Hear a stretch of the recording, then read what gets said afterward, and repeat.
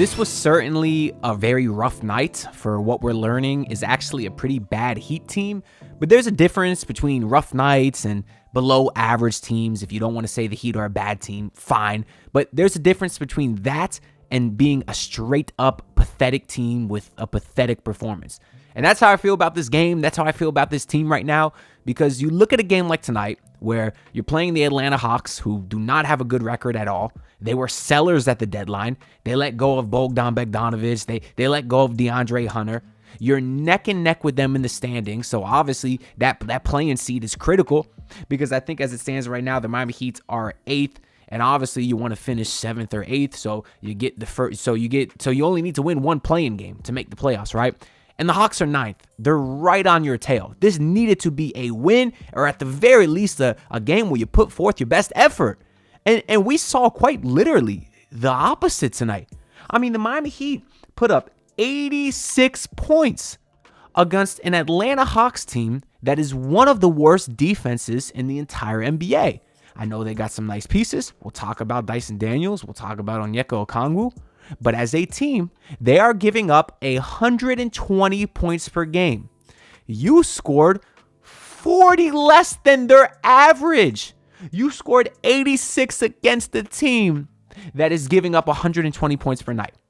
Now, they also showed the stats during the game that the Atlanta Hawks are one of the worst defenses when it comes to opponent field goal percentage and opponent three-point percentage. And tonight, the Miami Heat shot a total of 32% from the field and 17% from three. That's 7 of 40. What a pathetic performance. And it's very disheartening as a fan seeing your team be pathetic. I mean, you'll have people say, oh, this is a rebuilding year. You lost Jimmy Butler, right? You got some young guys that you're working on developing.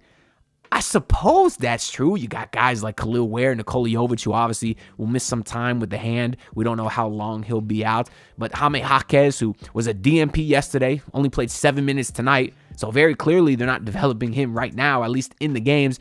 But outside of a few young guys, you traded for Andrew Wiggins, who just turned 30 years old yesterday. Happy birthday to him.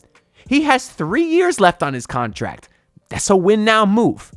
You have Bam Adebayo, who's a perennial all-star. You just gave him a max extension. That's a win-now move. Tyler Herro made the all-star team this year. He needs to be judged off of different standards. That's a win-now type of player. You have multiple win-now type of players, and not only are you losing these games, but you're putting forth pathetic performances. And I don't want to hear the excuse of, oh, they got these young guys here, they still need to get adjusted, because it's not like it's their first or second game. And on top of that, there's also a difference between getting adjusted with new guys and scoring 84 points against one of the worst defenses in the entire league. I mean, Terry Rozier did not play a single minute tonight. And he's a guy that all season, obviously, he's been getting a lot of criticism from me, from others. I think it's well-deserved criticism. No, nothing personal. He's just not having a good season whatsoever. And for months now, I've been campaigning for Spoelstra to stop playing Terry, because it might work, it might not work, we don't know. But I thought it couldn't get any worse. And, well, we found out what happens tonight when Terry Rozier doesn't play. It gets a lot worse. Maybe not a lot worse. They've scored under 90 points plenty of times. But it looked worse at times. I think at one point in the game, they were like 3 of 30 from 3. Something ridiculous like that. Not that Terry Rozier would help that, but it's just go figure. Alec Burks finally gets some run today instead of a healthy Terry Rozier. Terry Rozier, was a healthy scratch. And Alec Burks goes out there and misses his first 9 threes. In a game where he has a chance to solidify himself as the backup guard, he goes out there and shoots 0 for 9. It's just like, go figure. Tyler Herro, I don't want to get on him, and I'm very hesitant to be critical of him tonight because I see both sides of it, right? The optimistic side, the side of me that loves Tyler Herro, wants to say, hey, it was a rough night for him. It was a rough night for everyone on the team. I'm not going to single out Tyler Herro because that's not fair, especially when in a game like just yesterday against the Milwaukee Bucks team that obviously is a very good team still. Tyler Herro dropped like 40 points and 11 rebounds. He looked great. So the optimistic side of me wants to say, hey, rough night for Tyler Herro, rough night for the team. But then the pessimistic side of me wants to say, it's not easy, but it's a lot easier to score 40 points and 11 assists when your primary defender is Damian Lillard. But then tonight you play against a guy like Dyson Daniels, and you're a no-show. You play against a great defense like the Oklahoma City Thunder that has Lou Dort, Shea Caruso, whoever was guarding Tyler Herro, and you're a no-show. So Tyler Herro, it's all fun and games when he has these great performances and 30 bombs and 7-8 threes against these bad defenses and bad perimeter defenders. But the second he plays a defensive opponent that's competent, in this case, I'm talking about Dyson Daniels, obviously not the team. We talked about the team's bad defensive stats. But the second he has a relatively tough matchup, not even relatively, Dyson Daniels, he's awesome. But Tyler Herro's an all-star. He wants to be in the same conversation as Damian Lillard. You can't disappear against Dyson Daniels. You can't disappear against Lou Dort. That's just the reality of the situation. You look at a guy like Damian Lillard, who did not make the All-Star team this year, I believe. I forget if he did or didn't. Either way, he was borderline. He was being guarded by Davion Mitchell yesterday, who I love Davion Mitchell. I think he's a great defender. Damian Lillard still dropped 28 points. Tonight against Dyson Daniels, Tyler Herro dropped 11 points on 4 of 19 shooting. 11 points on 19 shots, to quote Royal A. Shepard, who I'm sure is saying that right now in the Basement Sports post-game show, which I will be joining as soon as I finish this, because I got to get my thoughts out there live, because I don't even know how to comprehend this team anymore, other than pathetic. If I had to pick one word to describe this team, it's pathetic. But that's the difference between a guy like Damian Lillard and a guy like Tyler Herro. There's levels to this. I love Tyler Herro, but he can't be the guy. That's been very clear all season. And I don't feel like I'm nitpicking, oh, he has a good game, he's him, he has a bad game, he's not him. I don't feel like I'm nitpicking because it's been consistent all season. Whenever he plays a good defender, Tyler Herro's not great. And, the true 1As on a championship team, it doesn't matter who their defender is. They're getting their points every single night. And that just hasn't been the case with Tyler Herro this season. And it's unfortunate because the Heat, as bad as they shot great from the free throw line still. They finished the day 25 of 27 from the free throw line. That's a big reason they were in it, because even with a few minutes to go, it was a 5-point game. You were shooting as poor as they were, and it was a 5-point game. It was a game. But they could not go on a run in the fourth quarter. Every single team against the Miami Heat goes on a run.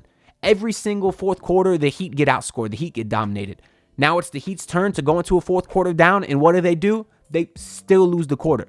They're unable to withstand a long-term run. Maybe they get 2 or 3 baskets in a row, and then they give up 3 or 4 baskets in a row. Every team that plays the Miami Heat, whether it's the bad Toronto Raptors or the bad Washington Wizards, they all come back against the Miami Heat to at least take the lead, make it a close clutch game. But no, not the Miami Heat. They got outscored in every single quarter today, except in the third quarter they tied. But they didn't win a single quarter. If this was the Miami Heat, and if we were the ones up 7 going into the fourth quarter, the Hawks would have took a lead. But now when it's the roles reversed and the Heat are down to start a quarter, still nothing. And that's the sign of a very bad team. It is. I got a bunch of notes here. Let's get into them. In the first quarter, we should have known right away what type of game it was going to be. 3 turnovers in the first 3 minutes, although 2 of them was a lob to Ware that got intercepted, and 1 of them was a bam push-off. But very clearly, teams are starting to sort of scout for that Ware lob. It's not there as often. And what it is, truthfully, Khalil Ware has been very bad at finishing at the rim. I don't know what it is all of a sudden. Missed a dunk today. He's been missing dunks left and right. Defensively, he's still lost out there. Now, he did have like 15 rebounds today. And he should have played more later in the game because Clint Capella was dominating you. But yeah, Khalil Ware, 15 rebounds today, but only played 24 minutes. Should have played more. Obviously, with no Nikola Jovic, you were going to get Kyle Anderson in as your backup center. We saw a lot of Georges Niang on Kyle Anderson, which is like watching a sloth try to get out of molasses. Just made what was already a miserable watch even worse, even though I really do like Kyle Anderson a lot. That boy is Heat culture. But even Georges Niang got off in he had 11 points in the second quarter, was already starting to frustrate me from the jump. But yeah, the Heat shot 27% from the field. They were 111 from 3 in the first quarter. Somehow they were only down 2. I thought the 3-point shooting would turn around. It did not. Jaime Jaquez Jr. finally checked in after not playing last game. He looked completely lost on defense, was getting torched by Dyson Daniels. He missed a wide open 3 off a Davion Mitchell driving kick. Why Davion didn't take the layup, I don't know. They're trying to use Jaime Jaquez as a floor spacer again. It just doesn't work, and that's why Jaime only played 7 minutes in the first half and never checked back in. We talked about Alec Burks getting in. He missed his first 9 threes. I think he finished 1 of 10 from 3 on the day. Or he finished 1 of 8 from 3, actually, but he was 1 of 12 overall. Not good. I did like, though, the Heat were still showing some heart. You had Bam switched on to Trae. We saw that a few times. Bam's defense on Trae Young was awesome, as expected. There's one specific play in the second quarter. Bam was able to tip the ball, and then he dove on the loose ball. Trae Young was like grabbing him. They caught a foul on Trae. So still great effort from Bam, but they couldn't shoot. They couldn't hit a shot to save their life. Wiggins at the half was 3 of 5 from 3. Everybody else was 0 of 18. That's 3 of 23 overall for the team at 13%. Once again, I thought it would turn around after halftime. It did not. Somehow the Heat were only down 8 at the half, though. I felt like they were getting good shots. They just couldn't hit them. And it ended up being a lot of the same in the second half. The Heat did go on maybe their biggest run of the game, where they cut a 13-point deficit to 3. You had a Duncan 3, a Davion Mitchell layup. Davion was very aggressive today, attacking Trae Young, driving past him, blowing past him, putting his shoulder into him. I love that, because for years we saw Tyler Herro get picked on, and when the Heat played teams like Trae Young, I always wanted to see them attack him, mismatch on him, and it seems like they never do it. But we did see a lot of that from Davion Mitchell today, who continues to have a pretty good Heat tenure thus far. But we had a Davion lay. That's what we saw Kyle Anderson charge. You love what he brings. Again, the Heat culture that he brings to this team. You had an Anderson lob to Khalil Ware after a timeout. So finally, the Heat got an easy play after a Spoelstra timeout, which seems to be few and far between nowadays. But then right after the Heat cut it to 3, there was a series of just pathetic plays that led the Heat to being back down double digits, where the Heat gave up an offensive rebound to a wide open Terrence Mann, who hit a layup. And then the Heat had a turnover off a bad pass, and then the Hawks would score, and then Trae Young blocked Tyler Herro. Tyler Herro should never get blocked by Trae Young. It was off like a fadeaway in the corner 3. Terrible shot selection by Tyler Herro. Then Robinson would foul a 3-point shooter, and then the Heat would get 3 offensive rebounds the next possession and not score on any of the 4 possessions. And then next possession, the Hawks would get an offensive rebound and they would score. So if you're keeping track during this stretch, the Hawks got an offensive rebound on 2 separate possessions, scored both times. And on the one possession where the Heat got 3 offensive rebounds, meaning 4 possessions or 4 shots in the one possession, the Heat didn't score at all. And now they were back down double digits. They ended up only being down 7 after 3. But it's just like when the Heat are bleeding, it's not just a little paper cup. They have a full-out gash, where if they would have just had 2 of these, 1, 2, 3, 4, 5, 6, 2 of these 6 mistakes, they'd be a game, maybe even leading. But no, they have to string together a very long 5-minute stretch of mistakes to turn what was a close game into one that's no longer close. In the fourth quarter, you had a few ball lie moments, and I am a strong believer in ball don't lie, but for some reason, the guys didn't want us to win today. Start the fourth quarter, Wiggins got smacked in the face when he was shooting a 3. No call. Coming down the court, Karis LeVert hits a 3. Ball lies. Now, I don't want to complain about the officiating too much, because the Heat were in the bonus with 8.5 minutes to go.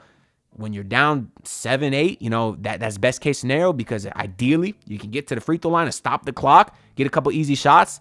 We didn't see a ton of that. The Heat were able to cut it to 5, which is the lowest that it got. But then once again, you had a drought where they forgot how to play basketball. Once again, that's all we see with this team. You had the Heat give up 4 straight shots to the Hawks, so meaning the Hawks got 3 offensive rebounds. Once again, Capella dominating. Khalil Ware nowhere to be found in the game. Like, he wasn't playing. Spoelstra, why? I saw Tobin tweet it out. How long are you going to watch Clint Capella's old ass dominate you before you put in the 7-1 big man who has 15 rebounds? I don't know. But the Hawks got 4 straight possessions. Then the Heat had a turnover, which led to a layup for the Hawks. And then Herro had a great play where he tipped the passing lanes, was able to get the steal, had a wide open layup, pulled up for a contested transition 3. Dumbass shot. Why? I don't know. He bricked the 3. He was now 0 of 9 from 3. And then eventually the Hawks would challenge a foul on Trae Young when Kyle Anderson played some good isolation defense on Trae. The call got overturned. Eric and John, they really disagreed with it. Usually those guys they do a good job, I think, of being non-biased. And they said during the review, yeah, Trae grabbed Anderson first. This call should stand. I think it was like a 6-point game or something 6-point game at the time. The Heat could have got to the line. They could have cut it to 4 with a few minutes to go. But instead, the Hawks challenged, the refs overturn it, and then Trae Mann would hit a 3. So once again, ball eyes for the second time in the fourth quarter.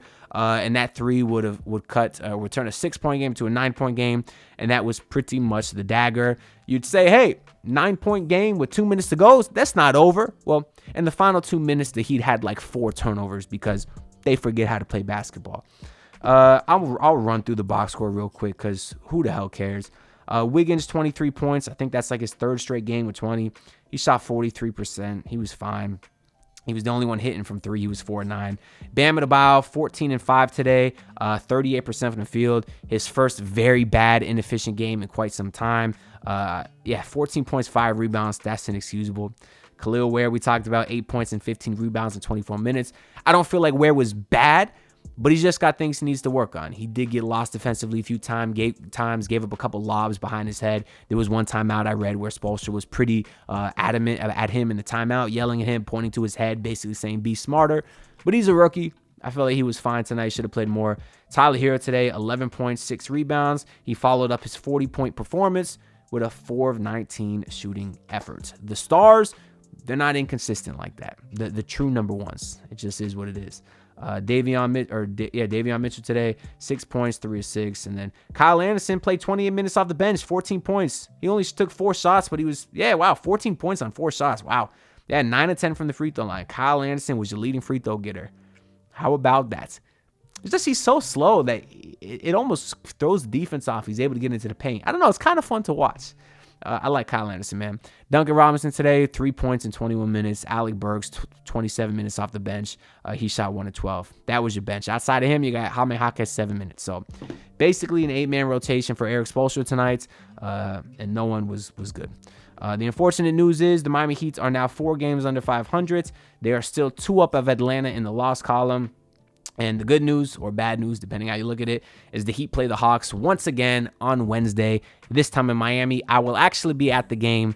I won tickets, which is why I'm going. Otherwise, I'm not spending my hard-earned money on this team outside of March 25th when they play the Warriors. I already bought my tickets to see the Jimmy Show. But I will be at the game Wednesday, so maybe I have to drive from Fort Myers to Miami and then back in the same night. So I might do a post game pretty late that night once I get back from Miami. It's about a 4-hour round trip, but for free tickets, I'll take the drive. But anyways, that's all I got to say for this video. Drop all y'all comments down below. I will be reading every single one and replying to as many people as I have time for. Like the video, comment, subscribe. I'm on the grind, hit 7K subs. All the support is greatly appreciated. I'll see y'all in the next one. Peace out. Pull up in your city, tryna get that dead face. Do it on my own, I don't need no dead weight. Had to kill him off, yeah, I need a head space. You know this homegrown bitch don't offend me.